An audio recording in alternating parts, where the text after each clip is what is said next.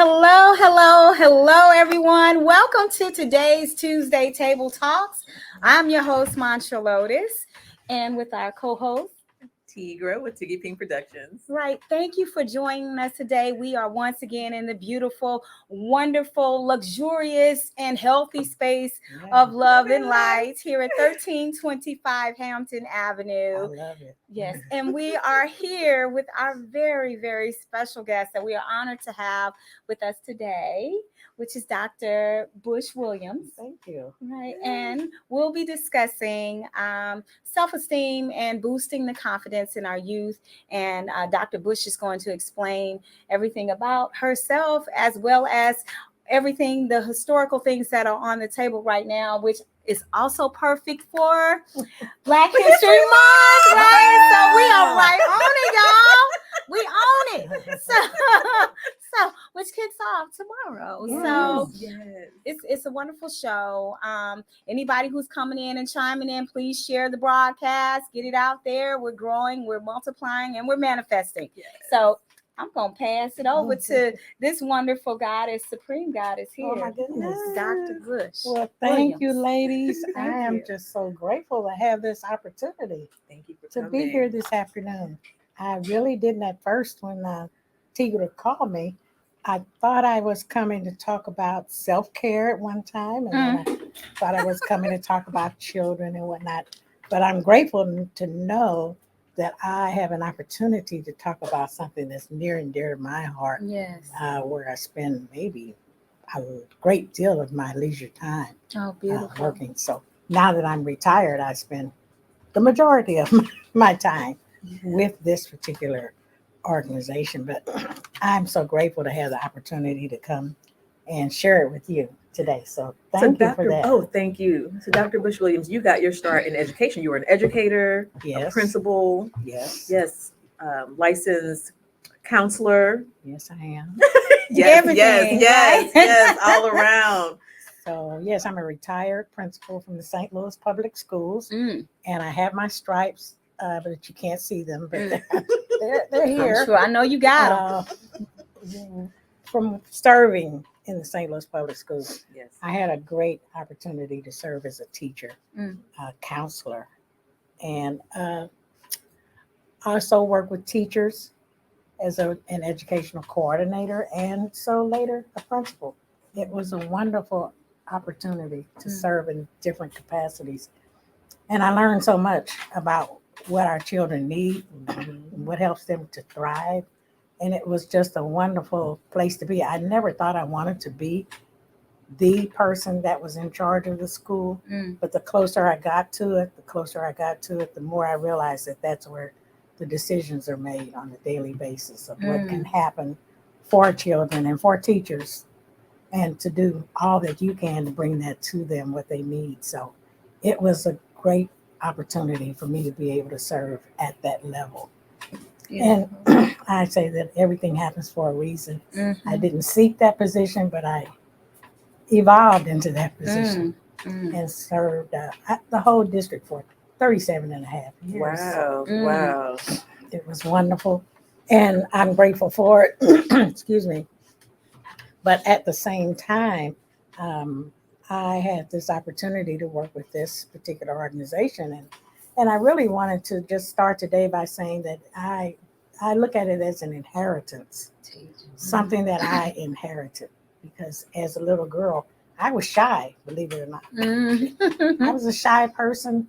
I kind of withdrawn, didn't say much. I did a lot of listening because I always liked older people, and I always liked to listen to people of wisdom.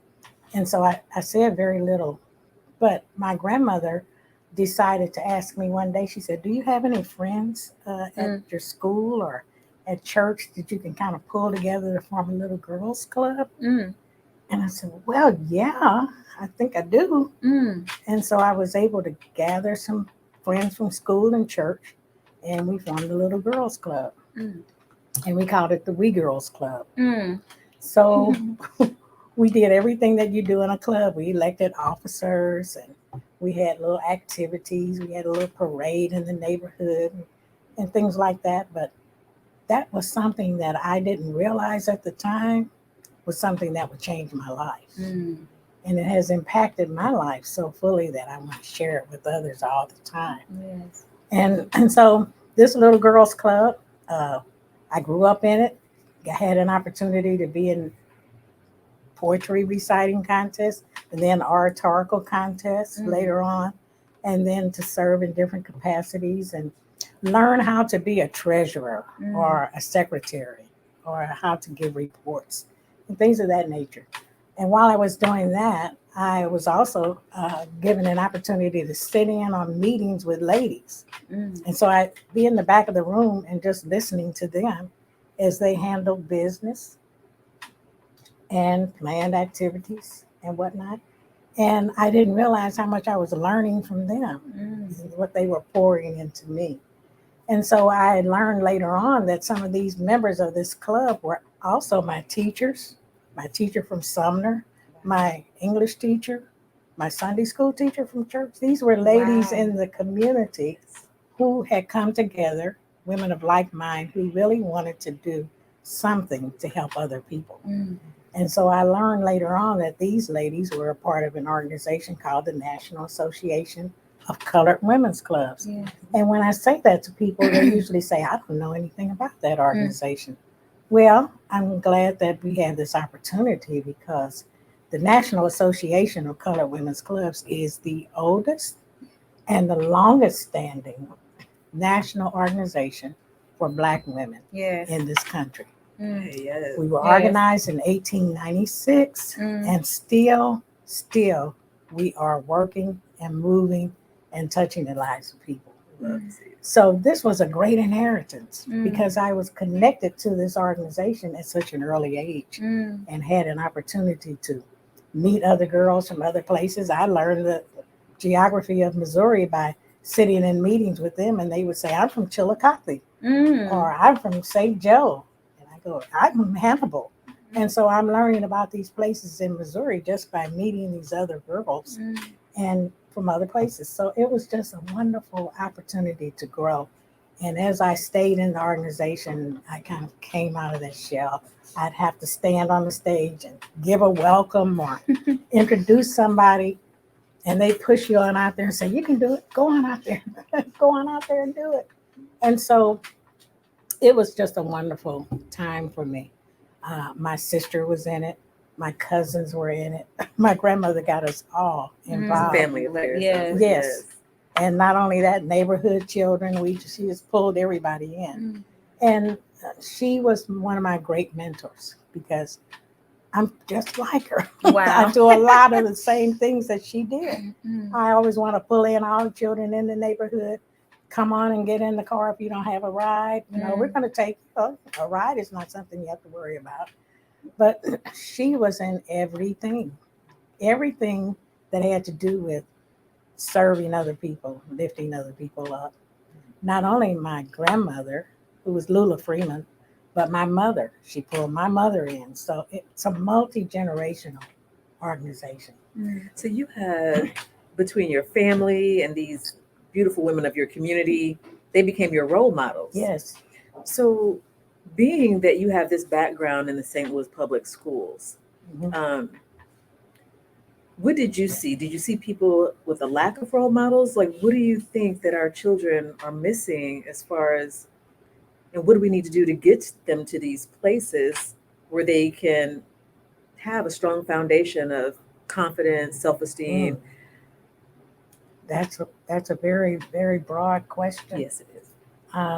But our children have role models, but what kind of models they have are not necessarily of their choosing, but by virtue of the fact that they're growing up in an environment that's quite different from the one that we grew up in. As I mentioned, these ladies were in our community. They were people from our school that came back and poured into us in other places, in other ways.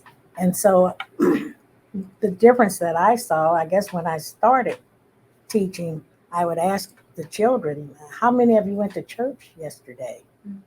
And almost the entire class would raise their hands. And as I continued in the district and whatnot, sometimes I'd have to sub in a classroom or something if a teacher was out, and I'd ask them, how many of you went to church yesterday and it switched. Instead of there being 2 or 3 children that didn't go, which is the way it was when I first started teaching, there were 2 or 3 children that went to church. The church was one of those foundations. It was one of the ways that we gained our values. One of the places where we went for experiences, where we went to, it's how they kept us busy. Yeah. I say that all the time. They always kept us busy. That's true. We were either in Baptist Training Union or in Sunday school, or the Sunday school was putting on a play, or they gave you a speech that you had to do, but you were always involved in something. We went caroling. We did lots of things in our church. And so a lot of the children in our neighborhood had that opportunity. The children today don't have that as a way to gain some of the same values that we gained. The parents really don't see it as something that they can lean on. And so whenever you get an opportunity to talk to a parent, you know, and they'll say how difficult it is raising their children, I'll let them know this is a source of strength building for you. And while you're taking time to maybe do some strength building by listening to a service, a song, a prayer, your children can also have an opportunity to learn about some of the Christian values. Treat others the way you want to be treated. You'd be surprised how many children you'll ask, what is the golden rule? And they say, what? I don't know what you're talking about. The golden rule, everybody knew what the golden rule was. Treat others the way you want to be treated. So these are just some basic kinds of learning teachings that we got that we didn't get to our children. So one of the opportunities I did have since I was involved in this organization was we had a little club at our school. We called it our leadership club, and the children had a chance to select representatives from their class to be a part of the membership leadership club. And so I was able to bring what I had to the children as an extension of their learning, because learning what you need to learn from a textbook and whatnot is important. But learning to live in this world, learning to be able to interact with others in a positive way, being able to search yourself to see if you have a talent that can be nurtured and displayed. These are some of the opportunities that you get as a part of this organization. And so we had a little club, but this is something that I've always had an opportunity to do. And after seeing what the rich experiences were for me, I wanted to get my daughter involved after I had a daughter of my own. And when she got to be about 6 or 7 years old, I came back to the organization and asked them, because I joined Delta, I became a Delta. And of course I was involved in that in college. But after I got married and came back and had a daughter, I wanted her to have what I had. And so I came back to the organization, and the lady who had been our sponsor had just had a car accident. And she was no longer able to work in that capacity. They said, in fact, she probably won't return. And I'm thinking, wow, have you ever heard an expression from our elders when they say, she laid her mantle on me? Oh, wow. She laid her mantle on me, meaning that I had to take up, I realized at that time I had to take up where she left off. And she had served for over 30 something years in that capacity, but right at the time when I needed her to help with my daughter, she was gone. And so I started working with the Girls and Boys Club myself. And we formed a little club. My daughter, I did the same thing with her, and she brought some friends in, and they formed a club. And we got some of the cousins and some of my friends' daughters, and so on and so forth. And that's how I met Tigra here, because I was working with her mother, and we became friends, Ratan. And she said, I want my daughter to be a part of that, because everywhere I go, I'm talking about it all the time, and what the positive. She has brought out the photos. We're going to post this later, but she has brought out the old baby, Kim, Sandra, we all in there. I found this last night. I searched for it. I said, I know I have something with a picture of these young ladies, because and I went in my old file cabinet, and there this picture was of Kim Mosby, Adrian and Angela Washington, all of these young ladies, and they're doing such wonderful things in the world right now. All of them are manifesting so beautifully and doing things to help others. Yes. So it's just a joy to look back at this photo, which I haven't seen myself. And I noticed that the program that was on the other page says that this was from 1988. Wow. And we were having a Wait, where my glasses?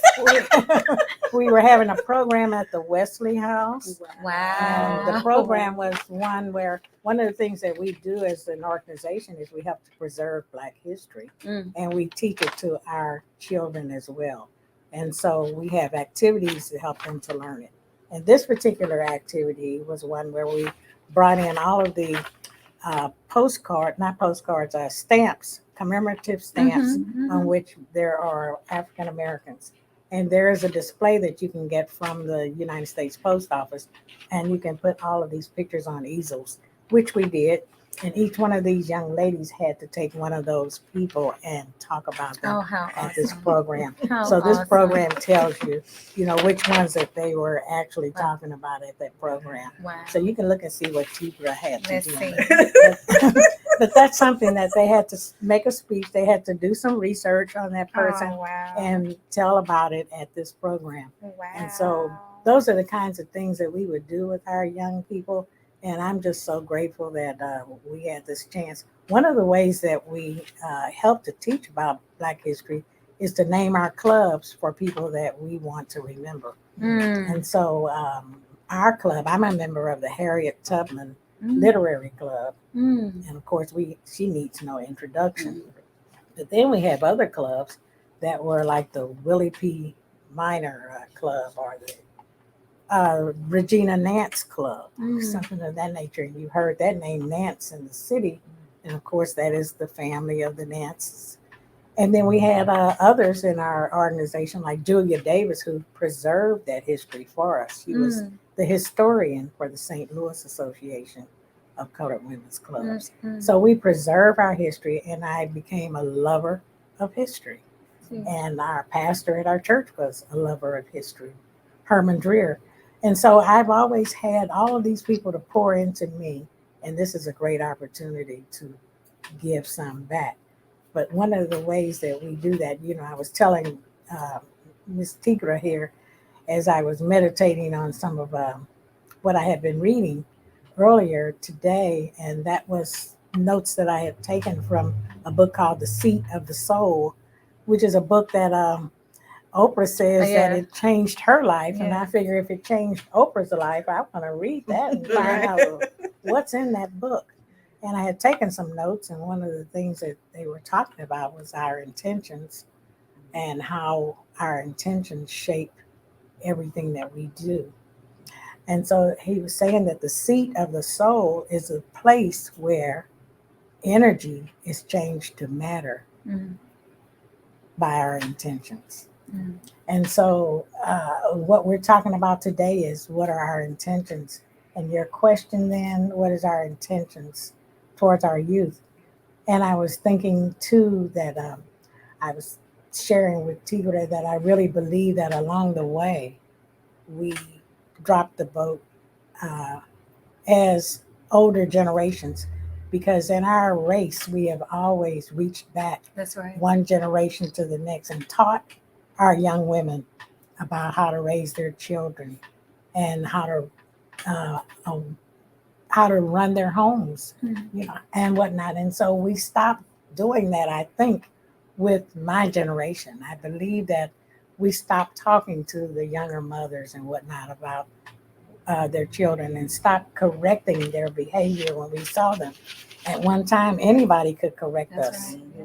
Anybody on the street. They didn't even have to know your mother, but they could say something to you in the store, and my mother or your mother would turn around and say, "Thank you." Well, we stopped doing that because, and I'd hear some of my associates and whatnot say, I don't say anything to anybody's child anymore, because they'll curse you out. Right. They'll tell you, ask you, who do you think you are, saying something to my child. And so I believe we became fearful. and we stopped helping with the other children. And that generation then raised other children who really didn't have the pathways that they should go, and they did not have the foundation that the generation before them had. And then the next generation, which is the one we're seeing now, those children are raising themselves. Yeah. Pretty much. Pretty much, yeah. And so they literally are raising themselves, Mm-hmm. because you can look out and see them. You know, they're out by themselves, kind of like running around sometimes in the community by themselves. And so this organization keeps me encouraged, because I know when I'm looking at the news and I see some of the horrible things that are happening in the world, and some of our children that are just languishing and not really knowing which way to go, then I say to myself, well, there's something I can do. Because you can feel pretty hopeless if Yes. you look at the news and you can say, ooh, where are we headed? But if you continue to remember that this is just a small portion of the children that are in society now. There are children that are doing well and that are thriving. But for those that aren't, and for those that have parents who need guidance themselves, this organization gives us an opportunity to touch with those individuals. Mm-hmm. And so instead of looking at the news and feeling discouraged, it's a way that we can reach out and touch others. And so, Right. Oh, I totally appreciate this conversation. It reminds me of a recent discussion that we had with the educator that was here a few Yes. weeks back, who wants to have somewhat similar African rites of passage programs within the schools. And one of the things that was distressing for him was having some of the pushback from administration when regarding how to have community involvement, as well as bring forth resources within the school system.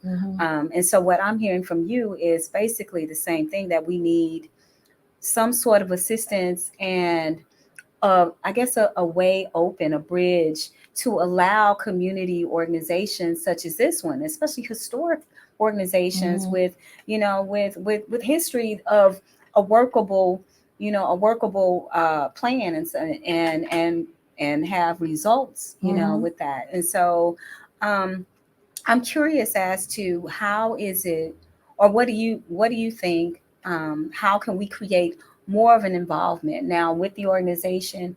Other people, upcoming members of the organization, is there a way that, are there certain schools that we could communicate with, or communicate with our politicians, aldermen, alderpersons?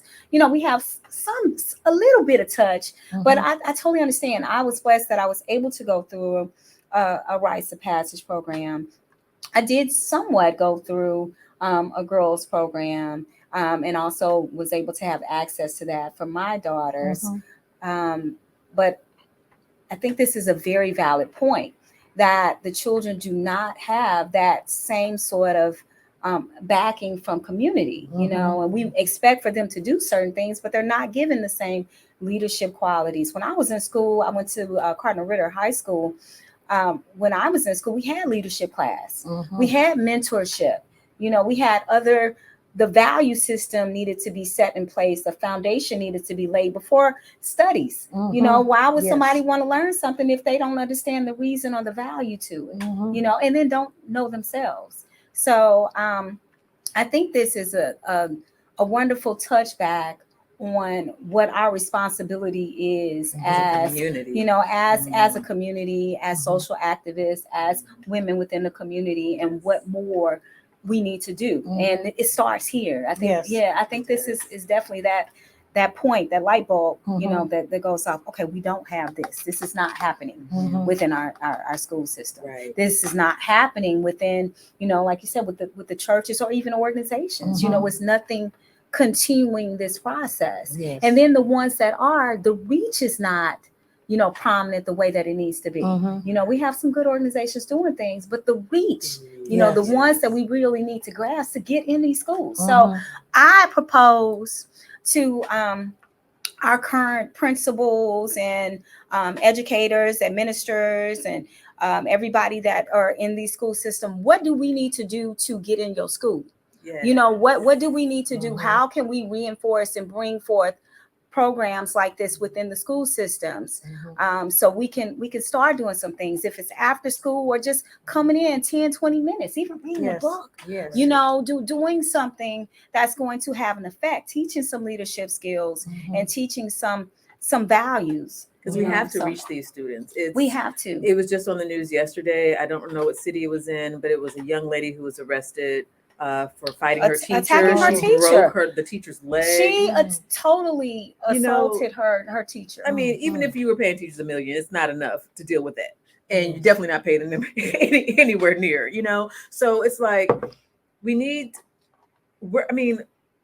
can't fix the past, but we can start somewhere. So right now we need to reach these children.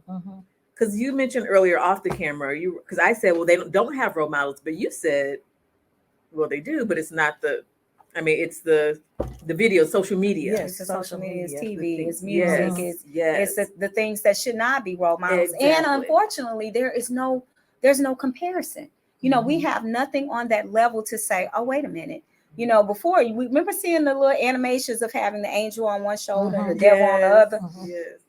Where they at? You know, we just have this one way or no way. Yeah. You know, everything is flooding our children with negativity and hopelessness. Yeah. You know, there seems to be no other way, or the feelings of not being able to escape something. And so our children are angry, and especially if they are raising themselves and not having the quality care or the quality resources within family that they need.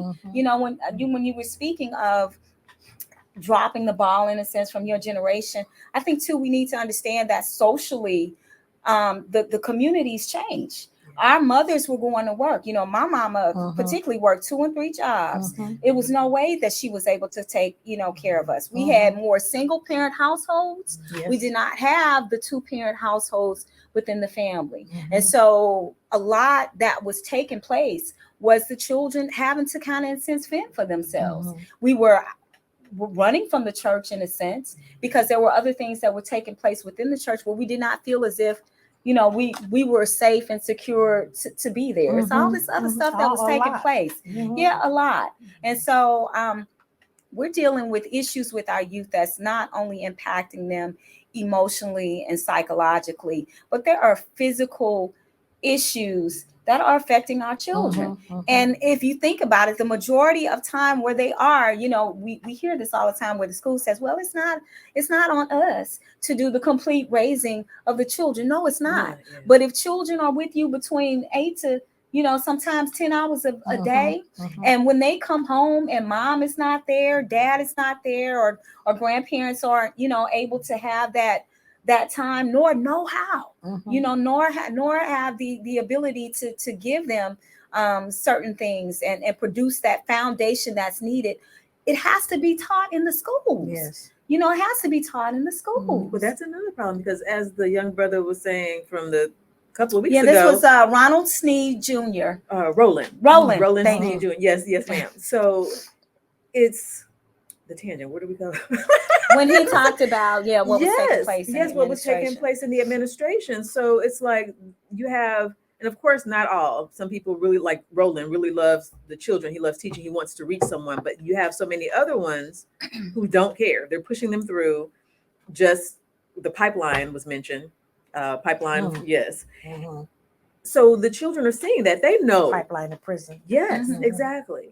So children are seeing that. And you mentioned some other quote. You were saying how that fear and that anger leads to these other and that's why they're acting out. They know that they feel that no one at home is loving them or taking care of them. They go to school and they're like, well, these people don't care about me either. It's just a job at school. It didn't used to be. It did not used to be. They're infuriated. They're infuriated. So all this anger, this, you know, depression, this all these emotions. Well, you know, the people who are working with our children, first of all, they need to be encouraged. Mm-hmm. It's So- not all educators. I mean, Yeah. almost, Mhm. every educator I know really puts forth Yes. time and Yeah. puts forth work. Mhm. But I think that's the part too that's disheartening at times, because we know that there are, genuine good educators who want the best. But when you have an administration, or we have the map testing, the standardized Yes. tests that issue or dictates what's funding is going into the communities. Mhm. So I mean, it's a conundrum. It is rolled You out know, of control, yeah. spiraled out of control. Yes. But As how to do we get a handle on that? Yes. I'm listening to you, and I really believe it's the power is in our hands Mm. to make a difference. The theme of this organization, our motto is lifting as we climb. And so what that implies is that we, what we do, and it's shown here on our logo here, where this young lady is reaching back as she's climbing up the rough side of the mountain. And she's reaching back and pulling up another young lady, but she's climbing the mountain herself, meaning that we never stop learning, we never stop searching to know what there is to know, but at the same time, we take what we do know and we reach back and pull others in. So what can we do? Then this is the time. And you ask, how can people get involved? Well, timing is everything.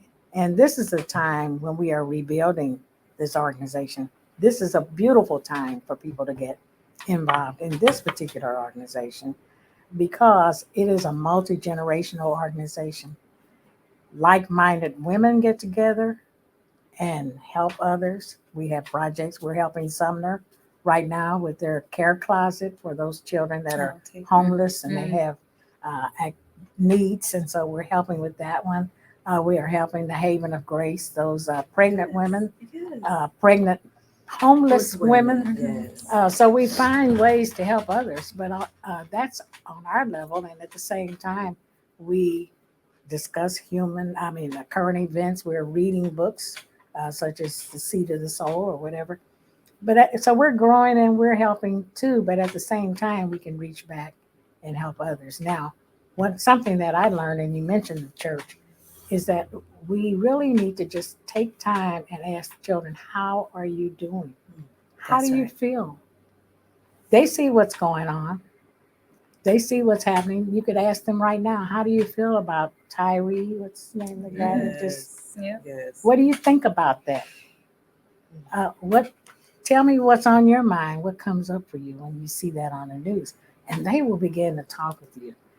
How does it feel to be a student here in this school? How does it feel to be a student in my room? And when you begin to touch with them on that level, they start to feel like I matter. Mm-hmm. And that's what that did when my grandmother said, come on and form this little girls club. It made me feel like she saw me and I mattered. Mm-hmm. And the more you touch with other children, touch with other people, other women and whatnot, it says, hey, you matter, we matter. Mm-hmm. And what we can do together is greater than what we can do alone. That's right. And now we can help others. And the great thing about this organization is we're growing in that we have young adults that are coming in, young women on college campuses. We have one at Lincoln University called Poise. They named their group Poise. We have SIU. We have different universities across this country. And that's the fastest growing area of this organization. And then we have youth clubs. And we have a manual that shows you if you're interested in working with children, you just need to pull together 10 and begin to work with them. If you want to come together and form a club of your own and begin to share ideas about how you can touch other people's lives or how you can go into the schools and help, you just need 10 women. And we can help you to form your group. The women on college campuses, we're helping them to form their groups. And so we've got an army of people that are ready and willing to serve. Now, we could just begin with having forums.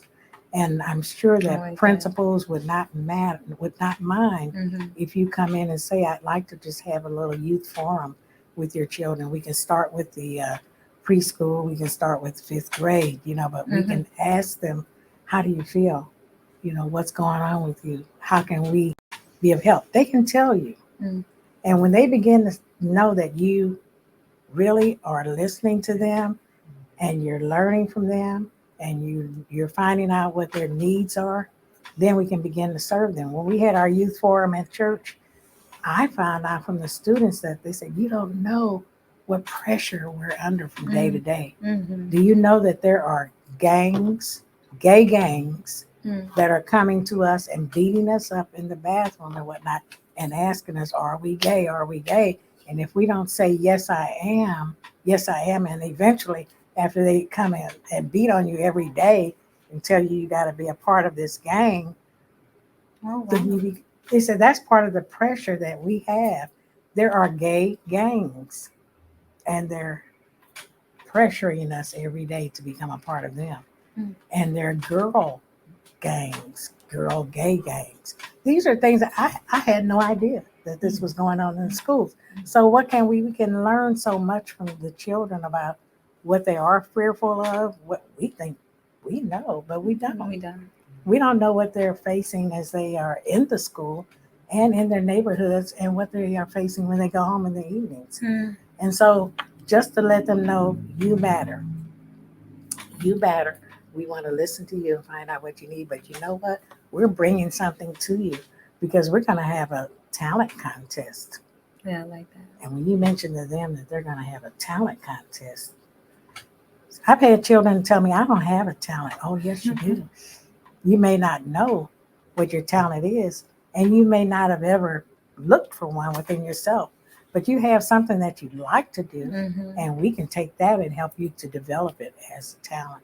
And so you have a talent. We're going to have a talent contest, and we're going to give prizes and whatnot, and you should see the children and how they get excited about that, and it gives them something else to focus on. Right.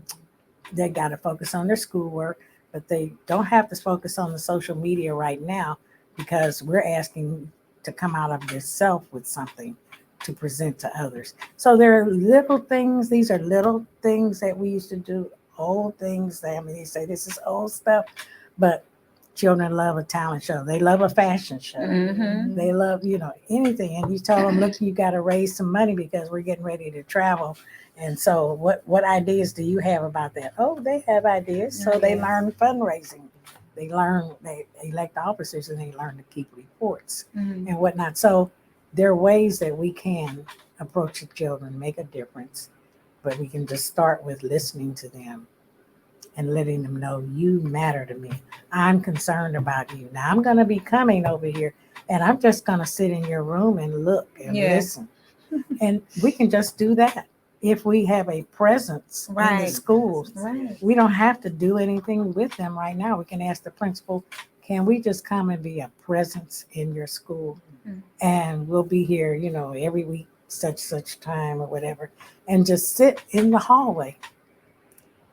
Just watch the children as they go by and see how they act and what they're doing and whatnot. Just be a presence in the classroom. Because teachers really want the opportunity to teach. And we have some children that are sitting there saying, I'm not doing that. And the teacher said, well, did you do your homework last night? No. Why not? I didn't want to. Well, they need someone else to help them to take that child aside. Let's look at that. Let's talk about that a little more, because the teacher really has to move on with the entire class. And the class has a right to have that teacher's attention, but she can't divide it between them and that child that really needs some more involvement. So there are lots of ways that we can get involved. And right now, what's wonderful, we've had as many as 36 clubs in the city of St. Louis. We don't have that many now, but we're in the process of rebuilding. And so if you're interested in becoming a part of the organization, I have a card that I can leave with you. Yeah, and we'll put the information on this video. At the same time, if you have children that you would like for them to be involved, yes, they can. But you have to be someone that is planning to be involved along with them, because we're looking for sponsors that we can train, that we can share with them what the program is. We can be there to help you implement it, but we need people. We need foot soldiers that can help with the children. So we're here. We're a not-for-profit organization. We're not here not-for-profit. We are not-for-profit. We're registered with the state of Missouri and with the federal government. And so we're not here to make money, but we are here to give to others and help others. Is there a website, Dr. Bush-Williams? No, but you know what? We need one. Okay. All right. Well, you heard this. They need a website for this We need nonprofit. one. So We if need you're one. out there and they can help, And please. so that's what's so wonderful, because we are working with what we've always known. Yeah. And so we need to really utilize some of the skills that you The younger ladies have generations, yeah. and bring it so that we can go higher. Well, and let me reach know, out because I further. build websites. So You I heard do- that? I do. You heard that? Our And I have co-host. a couple nonprofits that I work with. So Oh, yeah. Look at God working Look today. at God. Look at God. Oh my goodness. She's about to tear up. I got you. Wow. We do So, that, yeah. I know we're going to circle back and talk about, because we are wanting to discuss ways to build confidence and self-esteem within our youth. And yes, this is definitely one way to build. I don't believe, my grandmother always said it, an idle mind is a devil's workshop. So this is another, an excellent avenue for children. People who don't know me like Tigra shy, but people who do know me, they'd be like, "She not shy." Oh, I yes. was extremely, like, I literally still don't even like being in front of the camera, Mhm. but extremely shy. Wouldn't dance, I know, right? People know me. Anything, but Dr. Bush-Williams got me in this club. She had me in these oratory contests, winning Nice. first Yeah. place in these. Yes, I looked for that picture last night with you holding your trophy. big trophies. Wow. So many. And I was in a talent. I remember, you guys remember Judy Best's talent? It was a talent Yeah. show at the Kiel Auditorium. We had Chico DeBarge there. Mm. I won first place in my category, playing my saxophone, my alto sax. You may know Tammy Holland. She won in the older division. Nice. So it was just, I wouldn't have been able to do any of that if it wasn't for this organization, Dr. Thank you. Bush-Williams bringing me into the colored women's girls clubs. And I just built so many strong foundations, and it really helped build I was telling on one of the other shows, I was mentioning how I walk. Somebody actually commented on how I walk. I learned how to walk in these cotillions. She had us doing cotillions. I mean, the whole ball gown. I know how to curtsy. I sit, when I'm in front of a camera with my legs crossed at the ankle like a princess, because that's what we were taught. Mm-hmm. And those things stuck with me all these years. So my whole point is, it's an awesome organization for building confidence, self-esteem for young women, young Black women. But you also now have something that you're working towards young men too. And I know our young men Yes, need that. we have boys clubs, girls clubs, and boys clubs. My son was a member of the boys club. In fact, that's how we started working with boys too. And so, in fact, he became one of the members of the boys club and went on to become the national boys president.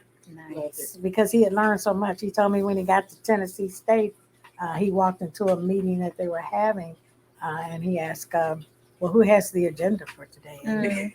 And he said, because no one knew what an agenda was, he ended up becoming the president. He said, I didn't go in wanting to be the president, but I knew that we needed an agenda. I knew that we needed Structure. Right. And so this is what it has done for so many people. And in fact, we want to have a reunion. I was telling Tigra here that we're looking forward to having a reunion, because there's so much that has happened with these young people and so much that they're doing right now, that it would just Love to thrill see our it, souls yes. to see you all together. More than happy to give back. Mhm. More than happy to give back. But this is part of why we're together. Our women came together because we needed uplifting in our community. At the time, 1896, it was after the Freedmen's Bureau did not work in this country. It was around the time they had the Jim Crow laws and whatnot. And they said, well, look, we need to help our own. We had all these educated women who had means, who had learned and whatnot to do. And they decided, why don't we come together and help our race? We are the only ones that really can help our race the way we need to be helped. And so they went into the community. They actually did surveys in the community. They knocked on doors to find out what is it that you need in your household and so on and so forth. And this is what they did to begin to help others. And, you know, my pastor said, when you have a great idea, at least 5 other people had that same idea at the same time. So as I studied the history, I found out that there were women here in this state that were talking about, you know, we need a group. And the women over here saying, we need a group. And before anything happened, they found out that there were groups that were forming, and they decided to join together. They ended up being in Washington, D.C., two of the largest groups in Washington, D.C. at the same time, about a week apart. And they knew about one another, and they decided to, why don't we just become one powerful group? Take our ideas, combine them, and do what we can, because our whole purpose is to lift our race. So why don't we do that? And at the same time, in the media, we were not looking good at all in the media. The cartoons that they had of Black people, the kinds of things they were saying about Black women, as Ida B. Wells was going around and teaching others about what was happening in terms of all of this, the lynchings and so on, and some of them because they said that our men had raped their women, and sometimes it was not that at all. It was that they were actually lovers, and they were not raping them at all. But these are some of the things that were coming out at the time. And so these ladies decided, look, our image is that we need to fight back, because that is not who we are. And so these women that did come together, they were Christian women. This is a Christian organization. It's built on Christian values. You know, we are our brother's keeper. That's right. It is our responsibility to reach back and help you. And so they decided to come together. Our image is important. And I was talking to Tigra about that. It said, you know, we really need, our younger women need us, because they'll show up at the supermarket with their bonnet on and their pajamas and their house shoes, which means they should have been wearing them in the house, but they just need help. They need someone to just point it out to them. Your image, it shows what you think about yourself. Right. And my mother used to always say, when you go out of the house, always go looking like you could meet the president. That's right. And if you met the president, you wouldn't feel bad about how you looked. You always look the best that you possibly can, even if you're going to the store. Right. It doesn't mean that you can't wear jeans when you go there, but it means that your hair is well kept, your nails are clean. You know, you are caring about yourself. And if you care about yourself, when someone else looks at you, they'll say, oh, I'll have to care about them too, because they care about themselves. But if we can teach this to our young women and help them to learn that, and our children as they're growing, my self-image has a lot to do with how I treat myself. And so all of that's about self-care too, and I'm talking to myself too, because all of that is strengthening your mind, your body, and your spirit. It all goes together. In fact, the 4 pillars of our youth club is mind, body, soul, and race. And it says, yes, you need to know what's happening in your race, and you need to lift your own race. But our organization takes everybody. We have people who are not necessarily African American that are members of our organization, because they will ascribe to some of the things that we're doing, and they say, yes, we can reach anybody. That's right. We're talking about reaching anybody of any race. And so people of other races have become members, as long as they know that we will have a focus on Black history, because it is important for us to keep our history alive and to teach it to others. But at the same time, if you're Native American and you join this organization, we're going to spend some time talking about your history too. That's right. Because we all need to know one another. And what we'll find out as we begin to study each group's history, is we all are pretty much the same. We all have had struggles, similar struggles. And when we know that, and how, then we can talk about how we overcame them. And then consider overcoming them together.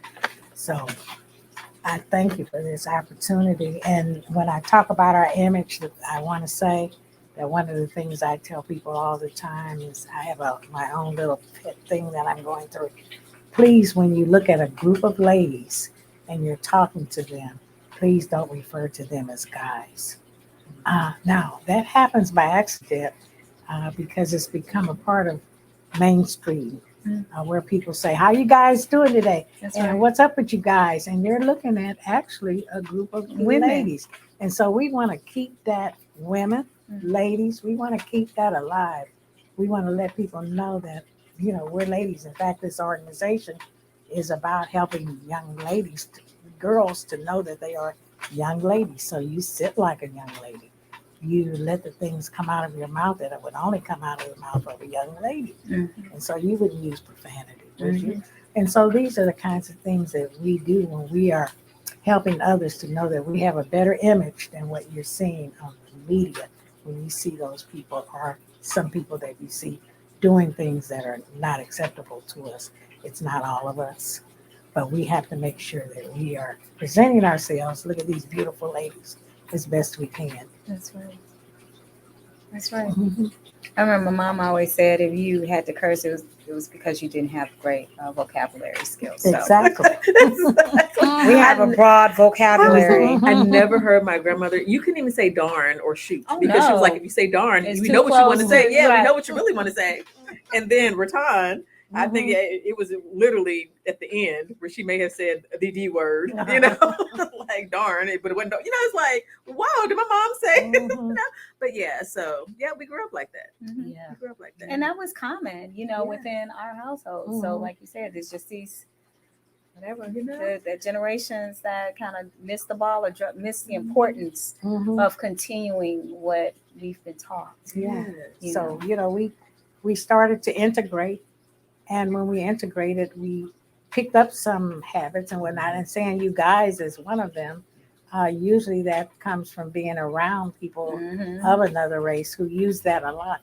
Actually, it started with, and I don't know if you ladies are old enough to remember, I'm young and not old enough yet, Archie Bunker and those people during those days. And that's what they would say. But it was originally how you guys do it. And it was shortened now to say how you guys doing. And now we picked that up and we all kind of say it, hoping that we are assimilating with it. But we're not really. So we need to pull it back in. And whenever you hear that or hear yourself doing it, kind of catch yourself, and say, oh, how you ladies doing? How are you ladies this evening? Or women, we're proud women. We're women, empowered women. And whatnot. And the more we can use that, the more others will begin to use it too. I also feel like, I know you mentioned with self-esteem, when you show pride in yourself, it makes other people see it in you or treat you or respect you rather. But you also feel it within yourself. So for instance, like when you're part of these groups, it's like it builds yourself from the inside out. Is what I'm trying to get at. So not only is it making other people see you a certain way, it's helping you to see yourself a certain way as well. Yeah, I feel better knowing that I'm doing something other than shaking my head saying, Right, that's right. I am doing something. And so if we can help somebody in any little way, and the more we put what you're doing and what I'm doing, and we put it all together, we're making a difference. Me too. And that's been it. This has been, this 2023. Togetherness. Yes. Togetherness. And Teamwork makes the dream work. We've Yes. all combined with what we're doing, and we're blessed. That's all I can say. We are blessed. Well, I love We're what you're totally doing. blessed. Is that we're able to, without any pretense, without any of expectations, except for just to be as we are, and utilizing the greatness and the power that we have been blessed with. Destined for greatness. We've come together and doing what makes us great, and it's helping reinforce the value systems that are needed. You know, Yes, yes. It is. yeah. Like And you're look- saying with the community when they used to come together, I and the organizations, how you had one here and one there, but they Yeah. came in DC and they decided to combine. Mhm. We need so much more of that because I see so many people competing Yes. with each other. And I know it's social media and all these And things. there's no need to There's compete. no need to There's no compete. need There's to a compete. re- If you are I confident, can take you- this candle and light every other candle Yes. That's in right. here. That's So right. much When work one to be glows, done. we Yes. all glow. you know? Yes. We're not at Right. a loss for work. Right. We're not. The fields are Not. white and the harvest is And we're waiting. all Say that blessed. It's a song. The field is white and the harvest is waiting. Mm. So, yeah. Right. On that note, this Saturday we have a networking event. What time is it? At 1 o'clock. 1 p.m. here at Love and Light. So this networking event is for us, you know, for entrepreneurs, for business owners, for women business owners, for, you know, African American business owners, for whatever your business is. What if you want to become an entrepreneur? Come on, you know, let's Mhm. network and let's come together and discuss what our talents are and what we need to do to continue to manifest and become abundant in all aspects Yes. of our lives, Yes. and reinforce this necessary togetherness and this reinforce this necessary ancestral history that we have. Yes. You know, our legacy is built on us, you know, and we are blessed to have the Mhm. pathway set for us to follow. We got the path, y'all. You know, we just have to take those steps and reinforce those intentions. That's so right. Mhm. That's Um, right. And the more we So come that's together, that's the it. stronger you become. It's cohesion. You know, That's a little it. bit we learn a little bit in school about, you know, how you strength, come that's together right. and the strength that you as you bond together. Just coming in the door today, I just felt like I was in such a lovely, beautiful place. Mhm. The atmosphere and how it feels to be in love and light. Mhm.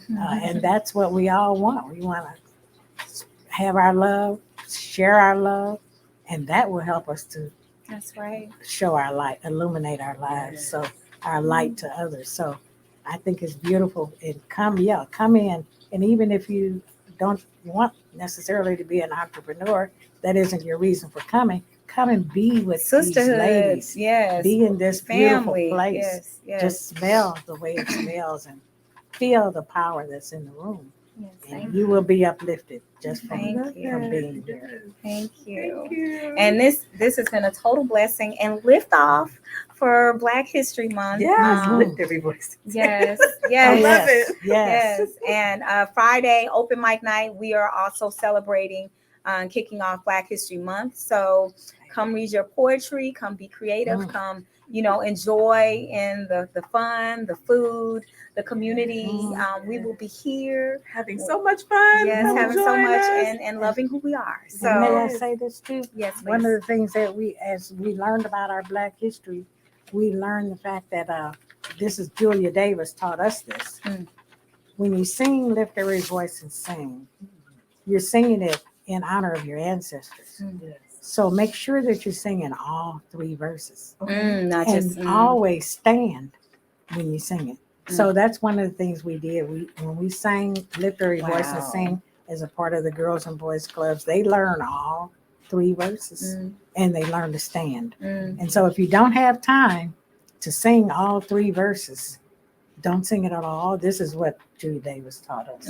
Just sing another song. Okay. Teach. Okay. We're not We need settling to- today. Right. All or nothing. Right. You're singing it in honor of your Yes. ancestors. Mm. Thanking them. So in honor of them. So let's remember that as you come across that song during this months to come. And just learn more about our Black history, learn more about this organization. Susan Vachon was the first president of the St. Louis Association of Colored Women's Clubs, and I know you know that name. Vachon. Vachon. Yes. So she was the wife of Vachon, for whom the school was named. Mm. So it's just wonderful, wonderful, Wonderful women history and things we They don't lit the way know. for us. Yes. And so, That we don't know. and like you say, the path is there. Mm. We just need to follow That's right. and bring our own light now. Because like I say, you ladies are bringing such light and love and helping it to go even further. So we're looking forward to all that you're bringing to us because it inspires us and keeps us moving too. We need a little energy And so Hey, that we got it. You giving us the energy, so we're feeding off each other. We're feeding each other, and this is beautiful. Next week, our guest is Regina Fowler, financial consultant. So be ready to learn about our wealth management and get some tips as to how we can manifest more with our prosperity within the financial realm, and learning tips and other aspects of us growing in that aspect. And I think that's going to be right on time, right before taxes. So don't try to spend those saying, taxes. right? So right. Just wait wait until next week so we can get the tips and get some of the help that we need to start this year off the right way. And we're blessed. February is going to be big, kicking. I mean, between our guests and the events. Yes. I mean, like she said, we have open mic night this Friday. Next Sunday, the 12th, is a Rihanna Super Bowl party here at Love and Light Cuisine 1325. We're going to have food specials. Remember, everything's vegan. So if you're looking for somewhere to go, come out here and hang with us. And then the following Sunday, did I say Sunday? Because that was Sunday the 12th. And then the following Sunday, the 19th, is Naughty Ground. Just follow our website for more on that. Sounds like fun. Oh, it's going to be lots of fun, y'all. And we can't really do everything in February. So, we that's one of the things that Reverend Herman Dreer taught us, that we can really have Black History all year long. All year long. But the following month in March, I did have the honor of serving as the national historian for this organization. And so I'll be speaking at the Missouri Historical Society along with the current historian, and we're going to be talking about the World's Fair. You'll be happy to know that the St. Louis Association, the National Association, took some action while they were here for the 1904 World's Fair. And we'll be talking more about that at the Missouri Historical Society. Oh, beautiful. We have Missouri to get all History that, Museum. that information from you so we can put that on there too. And I think March is Women's History Month. Right. Oh, perfect. So yeah. So don't stop learning. Don't stop Black History. It's all year round. Love Right. it.